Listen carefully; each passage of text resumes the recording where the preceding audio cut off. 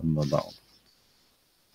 Tuan-tuan, perempuan yang dirahmati oleh Allah Subhanahu wa taala, setelah kita melalui 3 siri mukaddimah kitab yang menjadi bacaan kita pada kali ini, iaitu intisari kepada Ihya Ulumuddin yang dihasilkan oleh Syekh Said Hawa rahimahullah, yang diberi nama dengan Al-Mustakhlas fi Tazkiyatu Al-Anfus. Pada pagi ini kita akan memulakan bab yang pertama, iaitu menyentuh berkenaan dengan adab murid dan juga guru. Dalam bahagian pengantar yang ditulis oleh Syekh Said Hawa, kata beliau, warisan kenabian adalah acuan pembaharuan yang benar. Jadi jika sekiranya kita ingin melakukan tajdid, melakukan islah kepada umat ini, maka acuannya adalah mesti daripada kenabian. Mesti acuan yang kita warisi daripada Nabi kita Muhammad sallallahu alaihi wasallam, iaitulah Al-Quran dan juga sunnah Nabi sallallahu alaihi wasallam. Kerana misi utama para Rasul alaihi wassalatu wassalam adalah tazkir, ta'lim dan tazkiyah. Jadi semua para Rasul, termasuk Nabi kita Muhammad sallallahu alaihi wasallam, misi utamanya adalah untuk melakukan tazkir, menyampaikan peringatan, ta'lim, pengajaran dan juga tazkiyah, penyucian. Dan inilah yang diperlukan dalam proses pembaharuan ataupun tajdid. Kerana itu, pewaris kenabian yang utuh adalah orang yang mampu menjaga hal-hal ini tetap utuh dan sempurna, melaksanakannya dan menunaikan hak-hak Allah padanya. Jadi kerana itu, seseorang yang ingin mewarisi kenabian itu, dia mesti mampu untuk menjaga hal-hal tersebut, menjaga misi utama para Rasul tadi, iaitu at-tadhkir, at-ta'lim dan juga at-tazkiyah.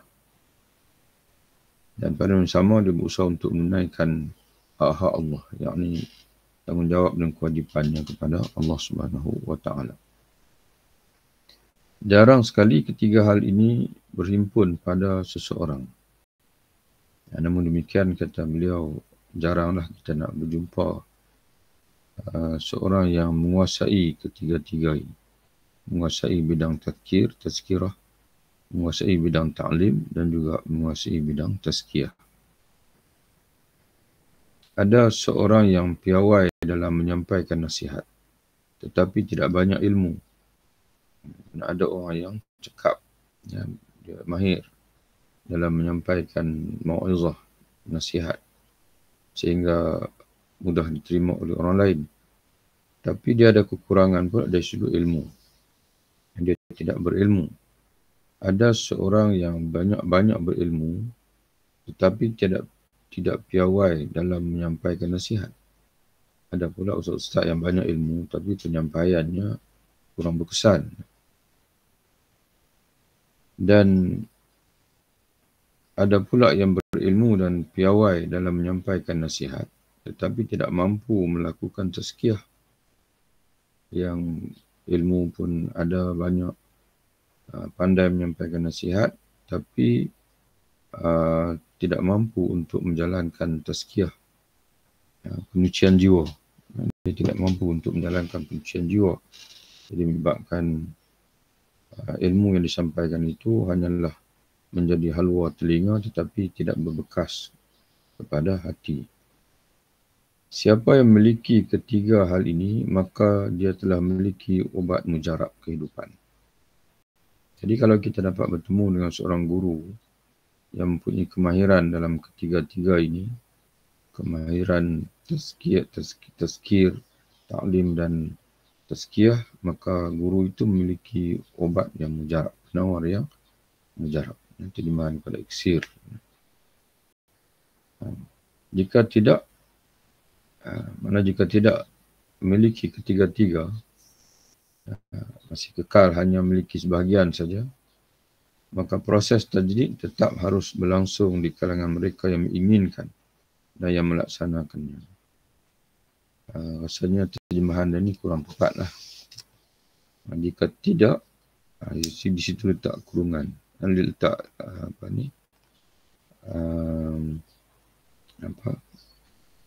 tanda apa? Jika tidak, maka proses tajdid dalam bahasa Arabnya Imam Syekh Sa'awa dia guna bahasa muwazza'ah. Tabqa muwazza'atan inda raghibina fiha wal qa'imina 'alaiha. Jika tidak dapat menghimpunkan ketiga-tiga ini, kalau kita yang ingin menjadi orang yang berperanan dalam sebagai murabbi, jika kita tidak menghimpunkan ketiga-tiga ini, tazkir, ta'lim dan tazkiyah, ataupun jika para pendakwah Islam dan murabbi Islam tidak mampu menguasai ketiga-tiga bidang ini, maka proses tajdid tetap muwazza'ah, mana berselerak di kalangan mereka yang menginginkan dan yang melaksanakan dia.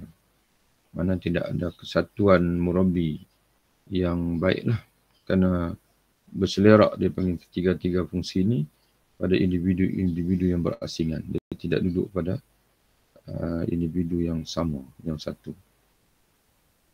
Jadi maknanya tidak memiliki ubat yang mujarab lah. Sebab kalau nak seseorang itu nak menjadi murabbi yang memiliki ubat yang mujarab, dia mesti menguasai ketiga-tiga ini. Jadi dengan adanya murabbi yang menguasai ketiga-tiga ini, maka orang ramai dapat berpada dengan dia. Tapi jika sekiranya tidak ada individu yang menguasai ketiga-tiga ini, maka berseleraklah. Mana masyarakat perlu berguru dengan tiga guru.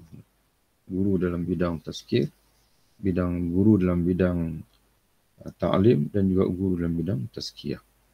Kerana masing-masing kepakaran itu berselerak di kalangan orang yang menginginkan, yang ingin melakukan tajdid dan juga ingin melaksanakan proses tajdid. Ini pembaharuan kepada umat ketika umat menghadapi kesakitan, kelemahan dan sebagainya. Jadi inilah kelebihan yang ada pada kitab Al-Mustakhlas ini, kerana kalau kita baca direct pada Ihya Ulumuddin, kita tidak pandai untuk mengaitkan konten Ihya itu dengan penyakit atau masalah semasa pada ketika ini. Maka dalam kitab Al-Mustakhlas ini, Syekh Sa'awa dia cuba untuk menselarikan ataupun untuk menerapkan kandungan Ihya Ulumuddin dengan penyakit semasa ini. Jadi kalau zaman Imam Al-Ghazali rahimahullah, Islam berada dalam keadaan yang kuat, menguasai dunia, masih menguasai dunia pada ketika itu. Tapi sekarang ni Islam menghadapi zaman kelemahan, umat Islam menghadapi zaman kemerosotan yang memerlukan tokoh individu yang melaksanakan proses tajdid dan juga ihya, menghidupkan kembali, memberi nafas semula kepada umat ini. Maka individu tersebut mesti individu yang mewarisi warisan kenabian, yang melengkapi pada dirinya kemampuan at-tazkir, at-ta'lim dan juga at-tazkiyah. Kemudian dia melanjutkan lagi, hal terpenting yang harus menjadi perhatian tersebut. Hal terpenting yang harus menjadi perhatian nasihat para pemberi nasihat ialah mengingatkan, yakni at-tazkir, mengingatkan manusia, masyarakat, termasuk umat Islam, kepada ayat-ayat Allah di ufuk dan juga di jiwa. Maknanya ayat-ayat Allah di sini adalah kebesaran Allah yang ada di ufuk alam ini dan juga dalam jiwa manusia, dalam diri manusia. Mengingatkan manusia kepada perbuatan fi'lillah, perbuatan Allah, dan ayyamillah, dan hari-hari Allah. Yang mengingatkan manusia akan dipanggil kejadian-kejadian yang ditentukan Allah dan juga hari-hari Allah. Ini merujuk kepada firman Allah dalam surah Ibrahim ayat 5, wa dzakkirhum bi ayyamillah, dan sampaikanlah peringatan kepada mereka wahai Rasul bi ayyamillah, tentang hari-hari Allah. Kata Qatadah, hari-hari Allah iaitu waqa'illah bil umam as-salifah. Mana hari-hari yang mana Allah Ta'ala telah menimpakan azab kepada umat-umat terdahulu, dan juga Allah hari-hari di mana Allah memberi kemenangan kepada pejuang-pejuang agama dia. Maka berilah peringatan, sebutlah, kisahkan, ceritakan kisah-kisah tersebut. Jadi yang pertama tadi, di antara perkara yang perlu jadikan peringatan, mau'izah oleh para memberi nasihat, iaitu memberi peringatan, mengingatkan umat supaya senantiasa merhati kebesaran Allah di alam ini, sama ada di ufuk alam, mana di alam ataupun di jiwa dan jiwa manusia. Itu juga tentang bagaimana peristiwa-peristiwa yang telah Allah Ta'ala tentukan pada zaman dahulu yang berkait dengan kebinasaan golongan yang menentang agama Allah dan juga kejayaan golongan yang mempertahankan agama Allah Subhanahu Wa Ta'ala. Mengingatkan kepada berbagai hukuman dan sanksinya, berbagai hukuman dan juga ini terjemahan kepada uqubatih, hukuman-hukuman yang telah ditimpakan Allah, wa intiqamih, dan juga pembalasan yang telah ditimpakan Allah kepada umat yang terdahulu, dan mengingatkan kepada apa yang dijanjikan Allah, disiapkan Allah dan diancam Allah kepada orang yang bermaksiat atau taat kepada Allah. Jadi dalam aspek tazkirah pun kadang-kadang kita pada hari ini kita tidak memfokuskan kepada tazkirah, peringatan sebagaimana yang disebut oleh Syekh Si'awar tadi. Sebaliknya banyak peringatan-peringatan itu hanya semata-mata untuk menyeronokkan para pendengar saja. Sebenarnya peringatan ni perlu menjadikan manusia ini tertanam kukuh. Di antaranya adalah perasaan takut pada Allah. Kerana dalam surah, dalam satu ayat Allah Ta'ala menyebutkan waliman khafa maqama rabbih jannatan. Bagi seorang yang takut akan saat dia akan berdiri di hadapan Allah, dan dia akan dikurniakan syurga oleh Allah Subhanahu Wa Ta'ala. Hal terpenting yang harus menjadi perhatian ta'lim para ulama ialah itu tadi at-tazkir. Tazkir maudhu', topik-topik yang penting dalam tazkir disebut tadi. Kemudian dalam ta'lim pula, hal terpenting yang harus menjadi perhatian ta'lim para ulama pula ialah ta'lim Al-Quran dan As-Sunnah, yang merupakan penjelasan akan Al-Quran Karim. Jadi As-Sunnah ini berperanan sebagai menjelaskan kandungan Al-Quran. Jadi at-ta'lim ini, para ulama kata Syekh Si'awar mesti fokuskan kepada memahamkan umat akan kandungan Al-Quran dan juga Sunnah. Di mana Sunnah itu menjadi penjelas kepada perintah dan juga pengajaran Al-Quran itu sendiri. Akan tetapi dia berkata, hendaklah kamu menjadi, ini firman Allah, walakin kunu rabbaniyin, akan tetapi hendaklah kamu menjadi orang-orang Rabbani. Walakin kunu rabbaniyin, iaitulah dia merujuk kepada ulama yang mewarisi tugas kenabian ini. Dia tidak akan mengajak orang lain kepada dirinya. Dia tidak akan mengajak manusia kepada dirinya. Dan sebaliknya dia akan berkata kepada masyarakat, aku rabbaniyin, jadikanlah kamu golongan Rabbaniyin. Ya, kenapa dia mengajak masyarakat menjadi Rabbani? Ya, karena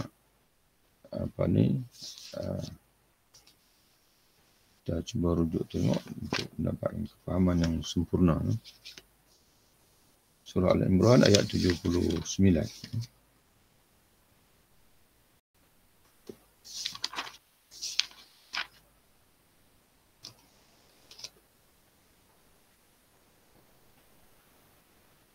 Allah Ta'ala menyebutkan wa makana li basharin ayyutiyahu Allahu al-kitab al-hukma wa nubuwah thumma yaqula lin-nasi kunu ibadan li.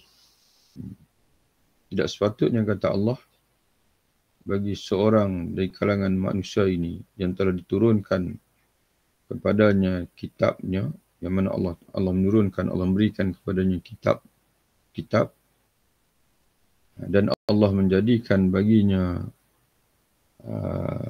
makan al-bashar ayyutillahu al-kitab wal-hukma, dan Allah menjadikan baginya kuasa pemutus di antara makhluk-makhluk Allah, wa nubuwah, dan Allah memilihnya untuk menjadi nabi.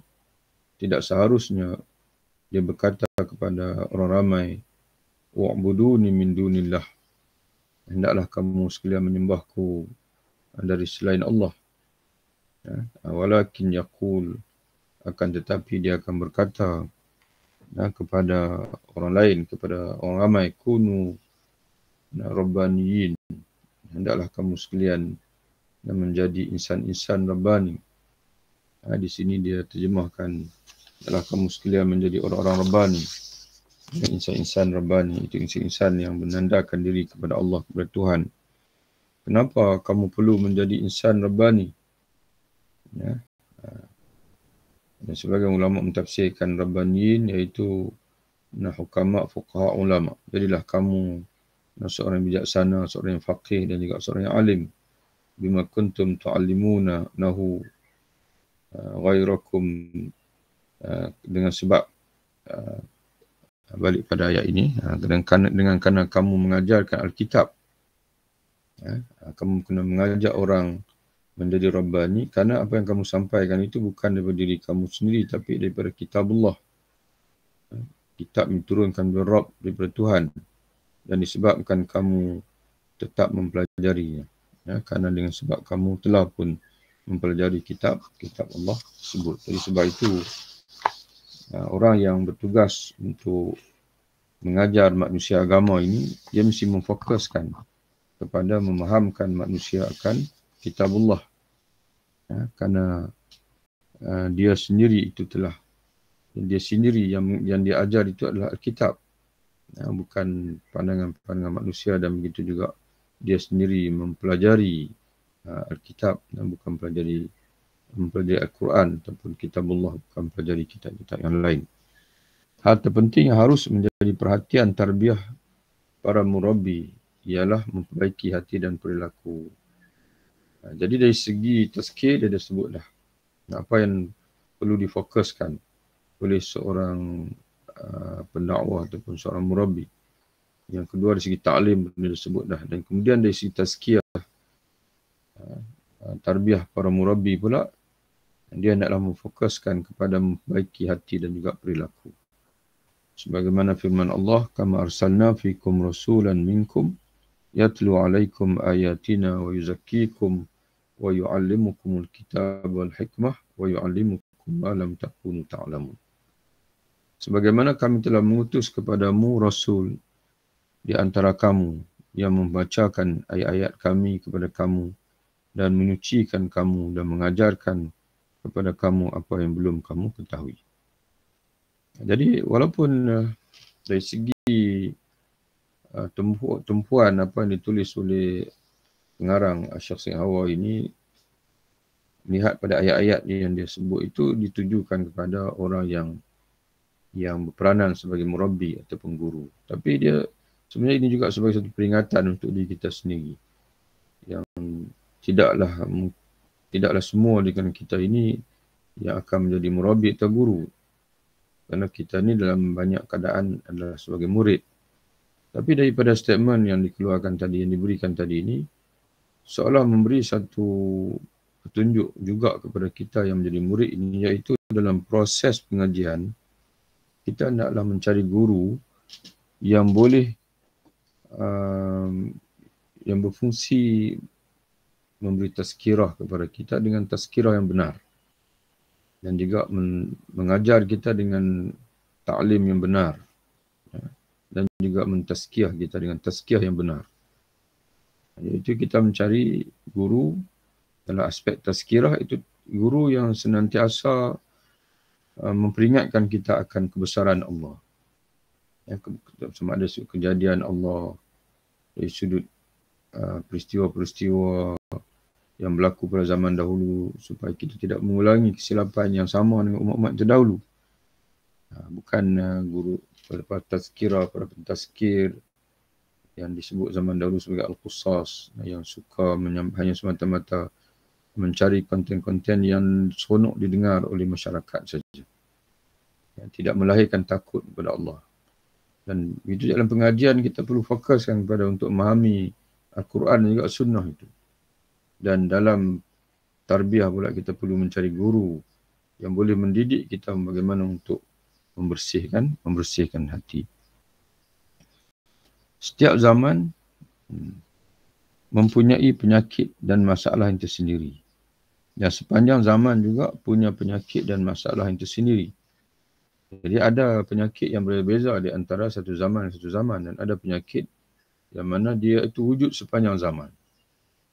Sedangkan seorang alim yang rabbani ialah orang yang mampu mengubati penyakit-penyakit kontemporer, dan juga penyakit-penyakit sepanjang zaman. Jadi seorang guru, seorang alim yang rabbani, maka dia mampu untuk mengubati penyakit umat, sama ada penyakit semasa atau penyakit yang diwarisi daripada zaman berzaman. Itulah tanda keberhasilan dalam tazkiyah. Jadi berhasil atau tidak tazkiyah itu sejauh mana penyakit umat itu berjaya diubati oleh seorang ulama yang berstatus alim rabbani itu. Semenjak abad pertama telah muncul aliran irja' ini murji'ah, tasyayyu' itu syiah, khawarij dan i'tizal ini mu'tazilah. Inti ajaran irja' ialah meninggalkan amal. Yang mana bertawakal dipanggil berbuta tuli, tidak beramal dan sebagainya, lalu menyebutkan tak apalah kita tak beramal pun, kalau Allah Ta'ala nak bagi syurga, dia akan bagi syurga dekat kita walaupun tak beramal. Kalau kita melakukan maksiat sekalipun, kalau Allah Ta'ala nak mengampunkan kita, dia akan mengampunkan kita. Itu murji'ah. Dan inti tasyayyu' ialah berlebihan dalam masalah Ahlul Bait Rasulullah SAW. Jadi sebab itu kita Ahlussunnah wal Jamaah, Ahlul Bait ini dia tidak ada dalam masadir syara'. Masadir syara' ialah Al-Quran, hadis, ijma', qiyas. Berbeza dengan Syiah. Syiah ini dia Ahlul Bait, imam 12, imam dia mencapai martabat Rasul. Tapi perkara ini, mutakhir ini, pengaruh itu sudah masuk dalam masyarakat kita sehingga akan berlaku pengagungan yang tidak dilakukan pada zaman Imam Syafi'i, Imam Malik dan sebagainya. Itu perlu pada berhati-hatilah. Ulama dahulu pun sudah menasihatkan kita. Dan i'tizal dan inti khawarij ialah pertumpulan akal.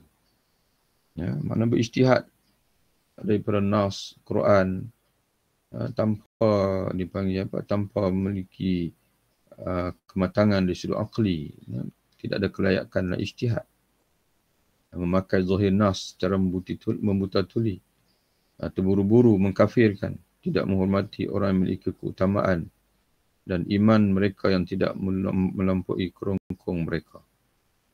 Walaupun rajin baca Quran, kata Nabi, ada rajin qiyamul lail dan sebagainya, rajin baca Quran, rajin qiyamul lail, rajin beribadat, tapi iman mereka tidak melepasi kerongkong mereka. Dan inti ajaran i'tizal ni Mu'tazilah pula adalah terburu-buru melakukan ta'wil yang tidak ilmiah. Itu Mu'tazilah, melakukan ta'wil terutama sekali bagi ayat-ayat yang tidak selari dengan pandangan mereka, mereka akan tafsirkan secara tidak ilmiah, tidak mengikut disiplin ilmu, semata-mata untuk mempertahankan mazhab. Aliran-aliran seperti ini dianggap sebagai penyakit sepanjang zaman yang bisa muncul secara terus-menerus. Dan ini Syaikh Awam peringatkan kita. Walaupun kita hidup zaman moden, tapi penyakit-penyakit sebagaimana yang dibawa oleh Murji'ah, Syiah, Kharijah, tadi Khawarij, I'tizal dan sebagainya, ini merupakan penyakit sepanjang zaman yang akan ada, yang perlu ditangani oleh para murabbi. Jadi sebab tu kita perhati golongan Mu'tazilah sebagai contohnya hari ini, dia menimpa pemikiran Mu'tazilah ini, dia menimpa golongan rasional. Rasional yang keterlaluan dari kalangan umat pada hari ini. Yang keduanya, penyakit yang menimpa Syiah pada zaman dahulu pun masih menimpa pada zaman hari ini bila berlaku pengagungan yang melampau-lampau kepada Ahlul Bait. Padahal Ahlul Bait ini disuruh kita untuk kasih, tapi mereka bukan masadir syarak. Pelakuan Ahlul Bait, pandangan-pandangan Ahlul Bait sendiri pun mesti dirujuk pada Quran dan juga sunnah. Yang menjadi pegangan itu adalah sunnah Nabi Rasulullah saja. Dan Rasulullah tidak pernah menyebutkan bahawa mana-mana orang mesti diterima pandangannya sebagaimana pandangan sebagaimana sunnah beliau, baginda Nabi SAW. Jadi sebab itu kita perhatikan para sahabat radhiyallahu anhum sendiri pun mereka memahami hakikat ini. Sebab itu setelah Rasulullah wafat, maka tidak mengangkat mana-mana Ahlul Bait untuk menjadi khalifah. Sebaliknya mereka melihat siapa yang paling layak, siapa yang paling alim, siapa yang paling memiliki kelayakan, maka terangkatlah Sayyidina Abu Bakar, setelah itu Sayyidina Umar, setelah itu Sayyidina Osman. Jadi penyakit pengagungan dan keterlaluan kepada Syiah ini pun, kata Syaikh Awam juga, menjadi keterlaluan pada Ahlul Bait ini pun menjadi penyakit yang perlu ditangani oleh murabbi sepanjang zaman. Dan begitu juga Khawarij. Ini dipanggil masalah suka mengkafirkan orang lain dan membid'ahkan orang lain, sikit-sikit fasik, nifak dan sebagainya. Ini adalah penyakit Khawarij. Penyakit Khawarij. Sebab itu salah seorang tokoh yang itu Syekh Hasan Hudaibi, dia menyebutkan dalam satu ungkapan, dia kata, nahnu du'a'la qudat. Kita ini adalah menjadi pendakwah, bukan penghukum. Tak perlu kita nak menghukum orang lain, sebaliknya kita menyampaikan. Hukum ni biarlah pada qadi, mufti dan sebagainya. Tapi kalau kita suka menjadi penghukum, orang yang bertentangan dengan kita akan hukum mengikut hukum agama, dan sesat, fasik, kufur, bid'ah dan sebagainya, maka itu kita tidak lagi menjadi pendakwah, sebaliknya kita sudah menjadi Khawarij. Khawarij yang suka menghukum orang yang bertentangan dengan mereka. Aliran-aliran seperti ini dianggap sebagai penyakit sepanjang zaman yang boleh muncul secara terus-menerus. Demikian pula setiap penyakit yang memiliki sifat langgeng dalam kemunculannya. Menjalar di antara langgeng ini terjemahan apa ni?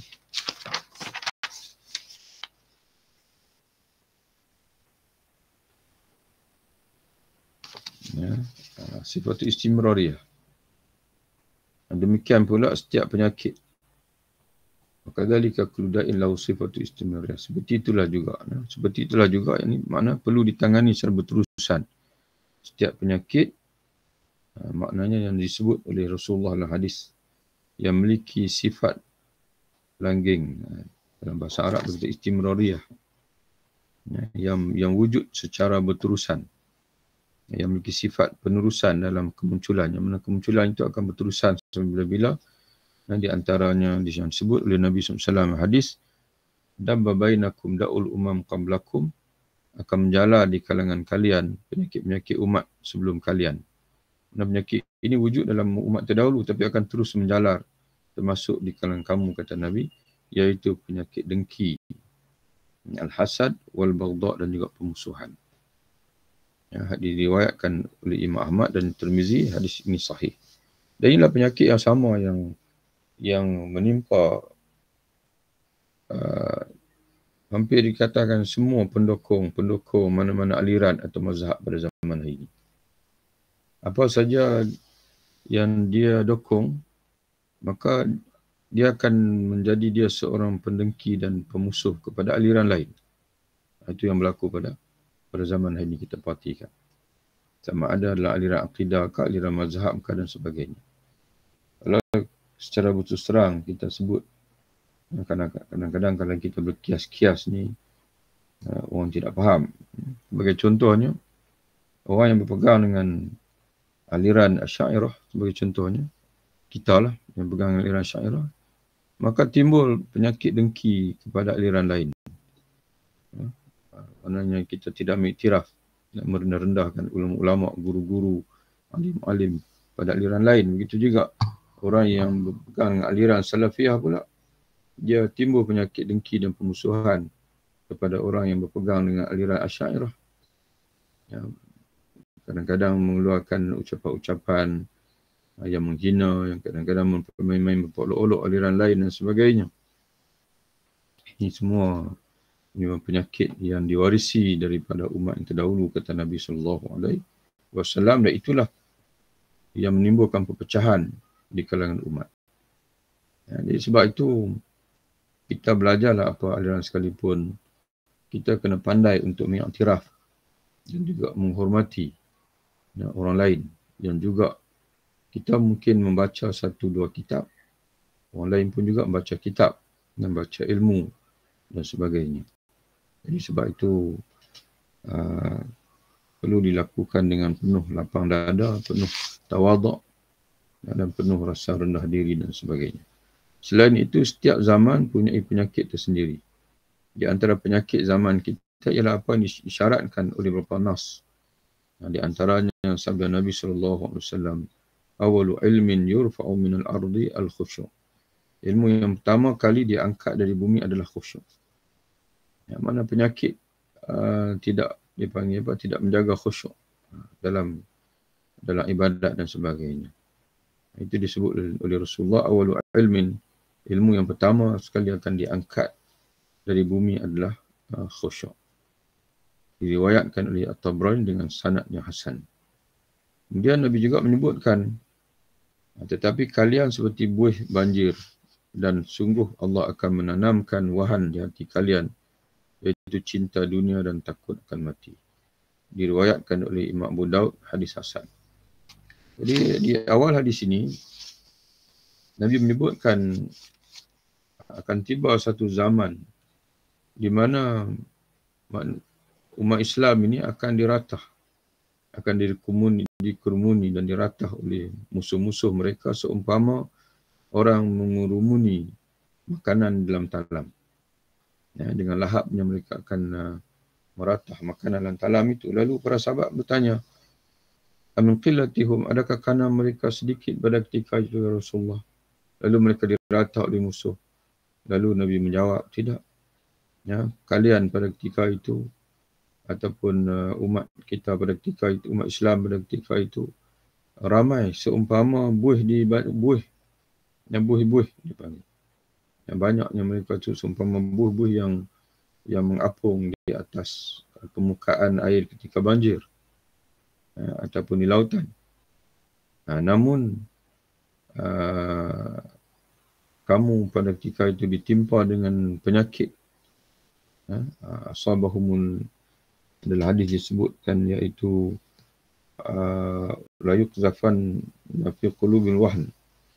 Ya, tapi pada ketika itu umat walaupun ramai, tapi telah ditimpa dengan penyakit wahan, ya, dalam hati. Apa dia penyakit wahan itu? Kata Nabi SAW, iaitu hubbud dunya wa karahiyatul maut, cintakan dunia dan takut pada mati. Itulah dua penyakit ini akan menyebabkan umat lemah Ditambah pula dengan penyakit yang tadi, iaitu dengki dan pemusuhan sama-sama sendiri. Daripada yang sama cintakan dunia dan takutnya mati. Orang yang cintakan agama, pejuang-pejuang agama, ditimpa dengan penyakit dengki dan pemusuhan sama sendiri. Dan orang yang tidak cinta agama akan pula ditimpa pula dengan penyakit dunia dan juga takutkan mati. Dan orang yang beribadat pula ditimpa pula dengan penyakit dan tidak khusyuk, tidak menjaga khusyuk. Maka ini sangat-sangat memerlukan kepada mujaddid, seorang yang memiliki kemahiran untuk membetulkan dan membaiki kesakitan yang sedang didertai oleh umat ini. Anda melihat bahawa zaman kita sekarang ini adalah zaman di mana kekhusyukan sangat sedikit, tetapi cinta dunia dan takut mati sangat mendominasi. Kerana itu seorang alim, guru atau syekh yang tidak berhasil menghilangkan penyakit-penyakit ini, maka ia tidak banyak bisa melakukan tajdid. Kerana dia tak akan mampu untuk melakukan proses pembaharuan kepada umat, proses pemulihan, proses memberi nafas semula kepada umat. Dia tak akan mampu untuk melakukan. Kalau dia tidak berhasil untuk menghilangkan penyakit-penyakit yang telah pun disebut oleh Nabi dalam hadisnya itu. Seorang alim harus memiliki kemampuan seperti ini sehingga para murid bisa merasakannya. Sehingga berbekas pada para murid. Seorang guru yang da'i harus menyelenggarakan berbagai majlis nasihat, majlis ilmu dan majlis tazkiyah. Jadi seorang guru yang bersifat pendakwah, dia mesti menjalankan mesti ada tiga majlis. Ada ketika dia melakukan majlis menyampaikan peringatan, dan ada ketika majlis mengajar, dan ada ketika majlis tazkiyah. Dan ini insya-Allah kita akan sambung dalam bacaan kita akan datang insya-Allah. Wabillahi taufiq. Assalamualaikum warahmatullahi wabarakatuh. Waalaikumsalam. Terima kasih Ustaz. Waalaikumsalam. Terima kasih Ustaz. Jumpa lagi insya-Allah.